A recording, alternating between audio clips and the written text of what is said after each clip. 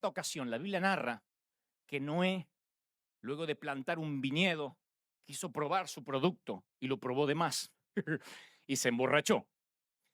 Y dice que estaba tan borracho, tan embriagado, quiso probar lo que él había cosechado, lo que había sembrado con tanto esfuerzo. Estaba tan borracho que se ve que se le cayó la túnica, la ropa, y andaba desnudo, mostrando lo que no tiene que mostrar. Entonces dice la Biblia, comenzó a labrar la tierra Noé, plantó una viña, bebió del vino, se embriagó y estaba descubierto en medio de su tienda. Y Cam, padre de Canaán, Cam era uno de los hijos de Noé, vio la desnudez de su padre y va y se los cuenta a sus hermanos que estaban afuera. El viejo está desnudo, el viejo está desnudo. Eso del viejo está desnudo es la versión Dante habla hoy, no está en sus Biblias. Entonces Sem y Jafet, que eran los otros hermanos, tomaron la ropa, la ropa del papá, la pusieron sobre sus hombros y andando hacia atrás así, entraron en la tienda del padre y cubrieron el cuerpo del padre para no ver su desnudez. Teniendo, dice la Biblia, vueltos sus rostros, no vieron la desnudez del padre. Parece casi un tema menor, un incidente que uno se pregunta, pero esto es un incidente familiar. ¿Por qué están las escrituras? ¿Por qué? ¿Por qué de pronto este incidente? Y es que es un incidente profético. Cam ni se imaginó que el pequeño detalle de hablar de la desnudez del padre, burlarse de la desnudez del padre, iba a afectar, iba a traer consecuencias desafortunadas para todo su linaje. Cuando Cam ve la desnudez de su padre, él viola un principio espiritual, porque menospreciar o subestimar a cualquiera que ocupe un lugar de autoridad es hacerlo más bajo de lo que Dios quiere que esté. Dios quiere que se proclame bendición. Cam produjo una maldición para toda la familia. Los hijos de Noé nunca se imaginaron que sus actos iban a cambiar drásticamente el futuro de sus familias por muchas generaciones. Y los que cubrieron se transformaron en bendición. Los hijos y nietos de Cam, que fue el que descubrió la desnudez y lo comentó, terminaron siendo todos cazadores. Tenían que vivir camuflados, escondidos para poder comer. De hecho, Nimrod, que es un nieto de Cam, construyó Babel en la llanura de Sinar, que es hoy Irán y parte de Arabia Saudita. Los otros hijos de Noé, los que cubrieron a su papá, cubrieron la parte de Medio Oriente, Canaán, Gaza, fueron pastores fructíferos. Estoy hablando de nietos, bisnietos, tatara, ultra, hiper, macro nietos. Fueron todos bendecidos. A causa de un acto, los hijos de cada quien tomaron naturalezas y perspectivas diferentes. Entonces el Espíritu Santo anoche me decía que nosotros no estamos liderando o llevando esta iglesia adelante solo para la gente hoy presente. Lo que hoy estás recibiendo va a bendecir tu simiente, va a bendecir tu generación. No habrá más eso que se decía, el padre se congrega pero el hijo está perdido. Reclamamos los hijos, los nietos, hasta la tercera, cuarta y quinta generación. ¿Cuántos toman esta bendición conmigo y dice, amén, lo estoy creyendo? Dígame amén. Ahora, para eso hay actos proféticos que nosotros tenemos que hacer para que nuestros hijos estén bajo bendición. ¿Cuántos quieren que sus hijos, de verdad quieren que sus hijos estén bajo bendición? Y noten ustedes lo que pasa aquí con una bendición y una maldición, con cubrir la desnudez o con los hijos de Noé que dice vamos a bendecir a nuestro padre. Menospreciar una bendición, menospreciar una declaración profética abre puertas a la maldición. El Espíritu Santo me mostraba ayer cuando Esaú rechaza la bendición de su padre por un potaje de lentejas, por un guiso. La Biblia narra y dice, entonces dijo Esaú, he aquí yo me voy a morir. ¿Para qué me va a servir la bendición? Si yo no voy a durar mucho tiempo. ¿Para qué quiero la primogenitura? Génesis 25. Pero más adelante, años después, el escritor a los hebreos dice, no sea que haya un fornicario o un profano como Esaú, que por una sola comida vendió su bendición, porque aún después queriéndola heredar, fue desechado y no hubo oportunidad para el arrepentimiento. Si creen que esta declaración es fuerte, espere que les diga lo que Pablo le escribe a Roma. Dice, como está escrito, a Jacob amé, mas a Esaú, dijo Dios, aborrecí. Yo no quiero nunca que Dios diga, a Adán te aborrecí. Lo tuve en contra mío. Aborrecer significa literalmente, como está escrito en este contexto, se opuso a mí. Nunca yo quiero hallarme peleando contra Dios.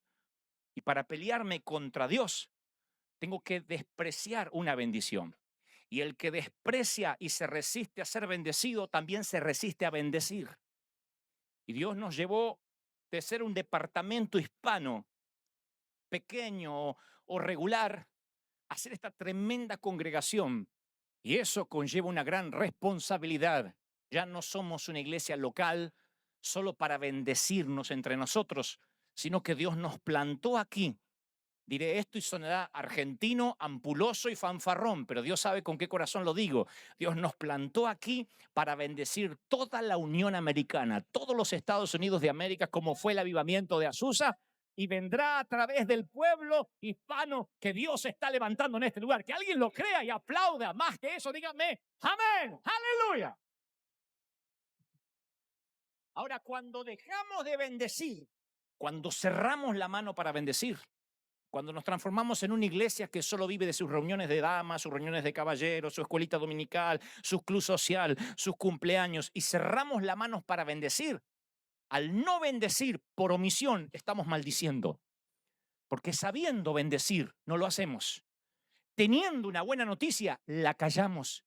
Y es tan pecado callarse como maldecir. Nos trae amargura, resentimiento. Recordaba muchas veces cuando hemos orado por personas enfermas con algo terminal, cáncer, tumores, o a veces lo que es peor, los médicos no daban con el diagnóstico, pero se estaba muriendo. Y llegar como pastores y decir, vamos a orar, y el Espíritu Santo diciendo, no voy a sanarlo hasta que no bendiga a quien está maldiciendo. La maldición es como el veneno que ataca nuestro sistema inmune. Así como el SIDA ataca nuestro sistema inmunológico, así es como un virus que llega a nuestra sangre espiritual y pervierte lo puro cuando hay amargura, cuando hay rencor. Y recuerdo en particular una señora grande, pero no estaba muriéndose de muerte natural, sino que los médicos decían, no sabemos de qué se está muriendo. Pero cada vez está más débil, cada vez está peor. Y lloraba, reprendía y el Espíritu Santo me dice, no la voy a sanar hasta que ella no confiese. Y yo le dije, ¿tenés algún rencor, mamá, contra alguien? No. Pero hace memoria, mami, ¿no? ¿Seguro? No, a mis hijos los amo, mis nietos también. El único es el desgraciado de mi ex. Y su cara le cambió como la endemoniada del exorcista. Casi se le da la vuelta, la cabeza a 360 grados. Con lo que y tenía razón y motivos para maldecirlo. Pero la maldición hace que Dios defienda al maldecido y haga que las cosas te empiecen a ir mal. Esto se ve en las finanzas, en la falta de paz, se afecta la cuenta bancaria. Cuando hay gente que dice, pero yo no sé, trabajo y va como a saco roto. ¿Por qué?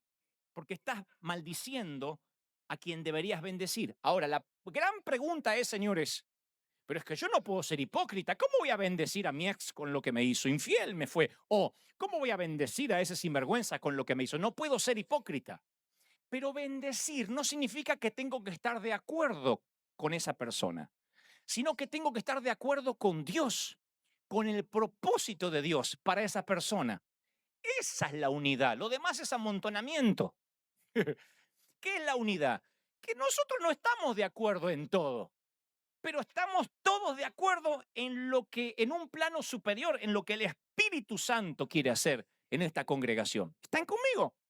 Hay salvadoreños, mexicanos, argentinos, colombianos, venezolanos, etcétera. Pero todos estamos en un acuerdo, no pensamos lo mismo, pero todos estamos de acuerdo con lo que Dios quiere hacer. No importa si yo lo quiero mandar al infierno, ¿qué dice la palabra de Dios? Y me pongo de acuerdo con lo que el Espíritu Santo está queriendo hacer con esa persona. Hay gente que me odia y cree que si me odia y me maldice me va a ir mal. Pero aunque no esté de acuerdo y lo respeto, no somos un billete de 100 para agradarle a todo el mundo, él me tiene que bendecir porque tiene que estar de acuerdo con Dios, que Dios dice, yo bendigo a este flaco como te bendigo a ti. A pesar de que somos gustos diferentes, etnias diferentes, razas diferentes, culturas diferentes, estamos en un mismo sentir. Pero hay algo en nosotros que nos hace pensar que Dios piensa como nosotros. Nos gusta suponer que Dios piensa como nosotros. Si no nos gusta a nosotros es porque seguro no le debe estar gustando a Dios. Y ahí es cuando se producen las divisiones. Es por eso que decimos, no estamos de acuerdo con aquella iglesia, con aquella otra. Hay un síndrome que viene de los pastores, confieso, como autocrítica. El síndrome que le pasó a Josué. La Biblia dice que Josué estaba en Jericó. Josué 5:13, después lo buscan. Y vio un gran varón que estaba delante de él, un ángel, que tenía una espada desenvainada. Y Josué yendo hacia el ángel, ¿sabe lo que le dijo? ¿Eres de los nuestros o de nuestros enemigos? ¿Para quién trabajas? En vez de decir, el ángel de Jehová, ¿qué me viene a decir? Le preguntó, ¿pentecostal o bautista?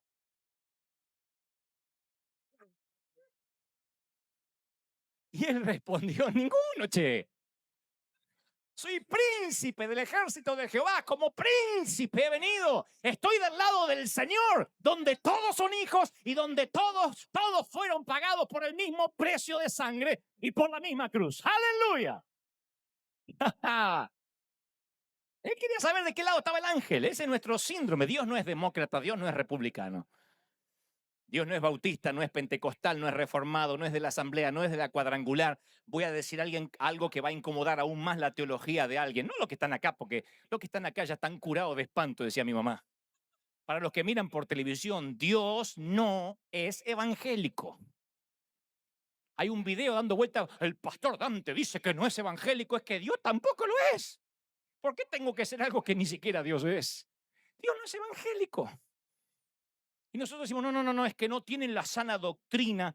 Dios no tiene una denominación. Dios lo que es un padre que tiene hijos, con un solo nombre dado a los hombres, uno solo, no hay dos. Si hubiera tres caminos, yo les hablaría de los tres, pero hay un solo nombre dado a los hombres, Jesucristo. Y el que cree en Jesucristo tiene acceso al trono. ¡Aleluya!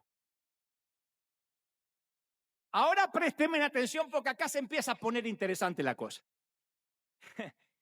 Pero aquellos no tienen las reuniones como nosotros, pero aquellos no creen en los dones como nosotros. En Números 11 cuenta la historia de un tal Eldad y Medad que empezaron a profetizar en el campamento de Israel. Y Josué era novato. Y se acerca a Moisés y le dice, Moisés, che, hay dos profetizando ahí. Hay que frenarlos a estos dos locos. ¿Quién los comisionó? ¿Saben lo que responde Moisés? Le dice, ¿tienes tú celos por mí? No, por ti no. Ojalá todo el pueblo fuese profeta. Ojalá todos profetizasen. ¿Por qué te haces problema si hay dos? A ver si pertenecen a nosotros o no pertenecen a nosotros. Se ve que era algo que tenía Josué acá, hasta el ángel se lo preguntó después.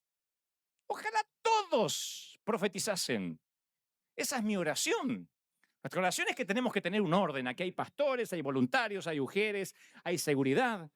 Pero ustedes piensan que me voy a poner celoso. Si ustedes se acercan y me dicen, pastor, me metí en un hospital y ya que estaba orando por mi mamá, oré por la vieja que estaba al lado, por la otra que estaba allá, por el otro, por la comadre y se sanaron todos. Hoy, ¿por qué no me llamaste a mí? Ojalá todo el mundo entendiera que estas señales seguirán a los que creen. En mi nombre echarán fuera demonios, comerán cosas mortíferas, no les hará daño. Sobre los enfermos pondrán sus manos y sanarán. Los que creen, los que creen, los que creen. Alguien tiene que decir, Señor, somos de la iglesia que creemos. Miren, con los discípulos pasaba algo parecido. Un día se hace un gran concilio, un cónclave. Yo se los conté en Jerusalén, porque los gentiles, que no eran judíos, empezaron a experimentar el poder de Dios. Estos estaban medio confundidos los discípulos, porque estos discípulos habían estado 3 años con el Señor. Sabían toda la ley de los judíos, la ley de Moisés. Los gentiles venían de la mitología griega, del politeísmo, que es adorar a muchos dioses. De pronto recibían al Espíritu Santo, pero estos gentiles, como nosotros, no sabían ni quién era Moisés, ni quién era David, ni quién era Esther, ni quién era Abraham, ni el diluvio, no conocían nada, ni la historia, nada. Ellos salían a predicar en el nombre de Jesucristo y ocurrían milagros.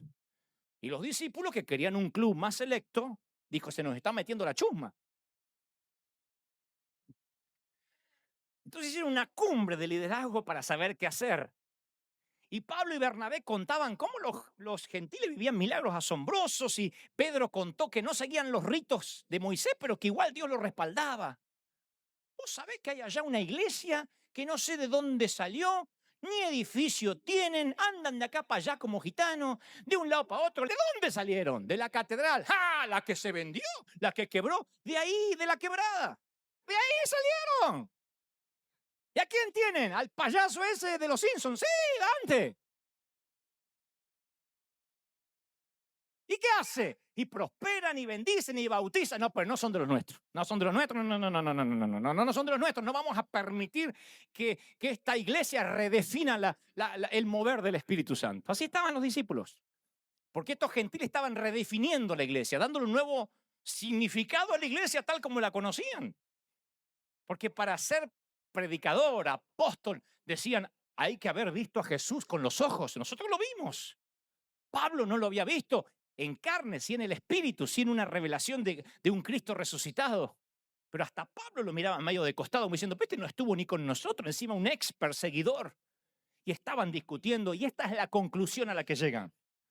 Dicen en Hechos 15, 19, por lo tanto, yo considero que debemos dejar de ponerle trabas a la gente para que se convierta a Dios. Hay que escribirle de qué cosas se tienen que cuidar, de la inmoralidad, etcétera, etcétera.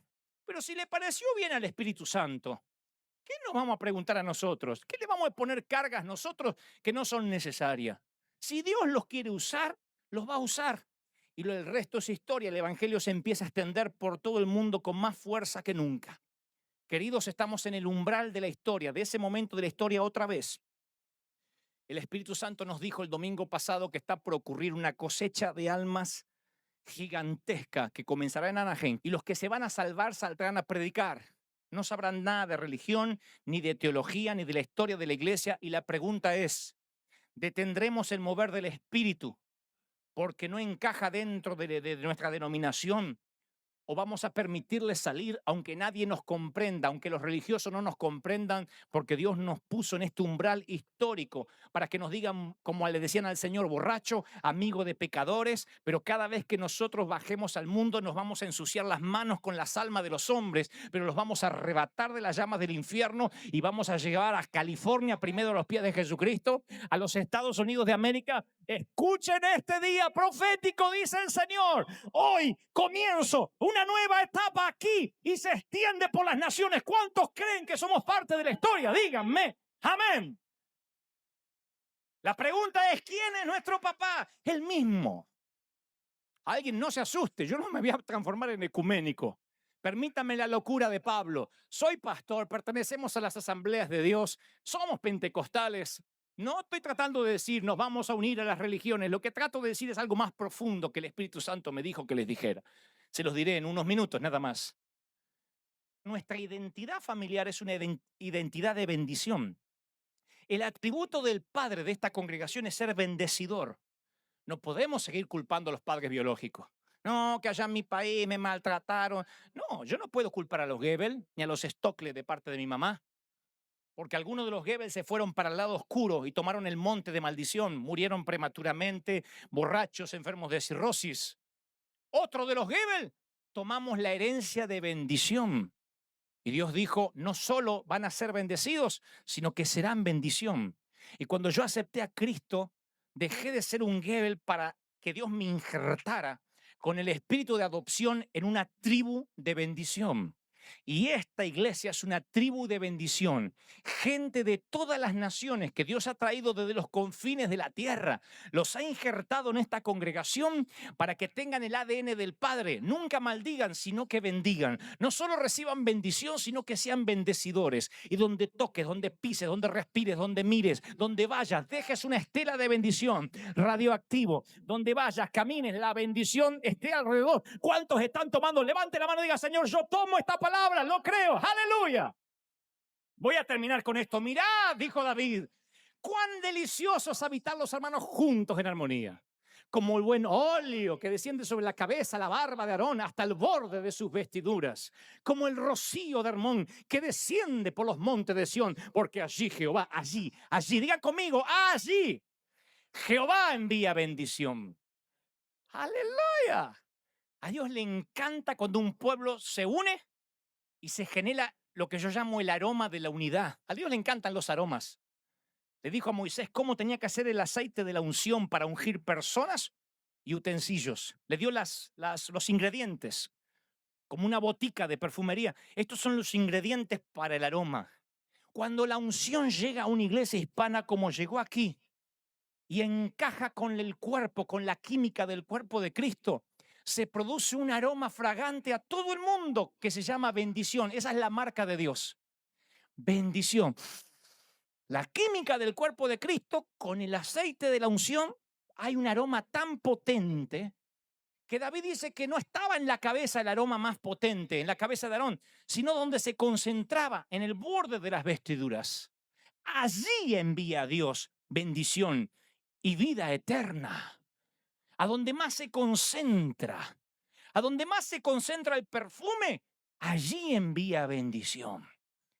Yo les conté que el estanque de Betesda era un sitio con 5 puertas que tipifican los 5 ministerios, y quien quería bendición tenía que ir a congregarse al estanque. Allí estuvo nuestra iglesia por años. Un estanque de bendición, un estanque de favor. ¿Dónde está la iglesia de Gebel? ¿Dónde está Favor Day? ¿Dónde está la iglesia hispana? Los que salieron de la catedral. Acá, allá. Un lugar para que la gente viniera. Y le he dicho, Señor, danos un lugar, un edificio, para que la gente no se pierda. No es que quiero tener un edificio a esta altura de la vida. Yo soy hombre de cruzadas, de estadios, de espacios abiertos, soy evangelista. ¿Para qué comprar un edificio si puedo rentar un estadio una noche y luego devolverlo, que sigan jugando a la pelota?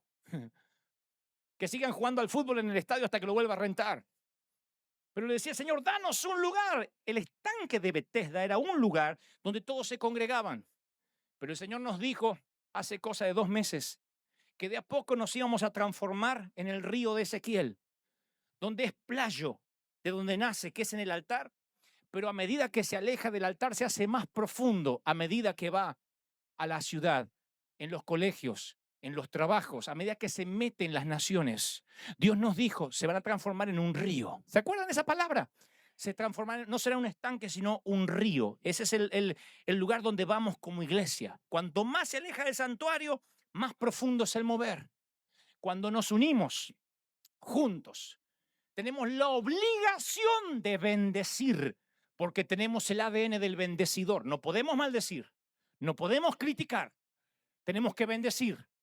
Cuando bendecimos, esa bendición, esa marca de la fragancia de Dios, que es la química del cuerpo de Cristo, con la unción divina, empezamos a bendecir a las naciones a donde vayamos. No sé dónde Dios nos va a llevar, pero vamos a bendecir sin límite, sin fronteras. El pastor congrega como estanque, pero una iglesia apostólica real envía a establecer la cultura del cielo en la tierra. Vamos a soltar el cielo donde quiera que vayamos. El cielo se va a soltar no solo en Anaheim, sino los que miran por televisión, los que siguen los links por internet, los que miran por Telemundo. No se trata de plantar iglesias, sino que van a decir de esta iglesia, esos que están trastornando el mundo entero han venido también para acá. ¿Cuántos quieren unirse al ejército de trastornadores del mundo? Levanten la mano como señal. ¡Aleluya! ¡Aleluya! ¿Cuántos quieren bendecir? Dígame amén. Este es el acto profético, el primero que quiero hacer rápido. Yo quiero que bendigamos a cada uno de los pastores hispanos, comenzando por los de Orange, los de California. Iglesias que nos aman, iglesias que no nos aman. Pero hoy desde aquí yo quiero decirle a los pastores hispanos, yo no soy tu enemigo, yo no vine a complicarte la vida, pastor. Yo vine a salvar almas.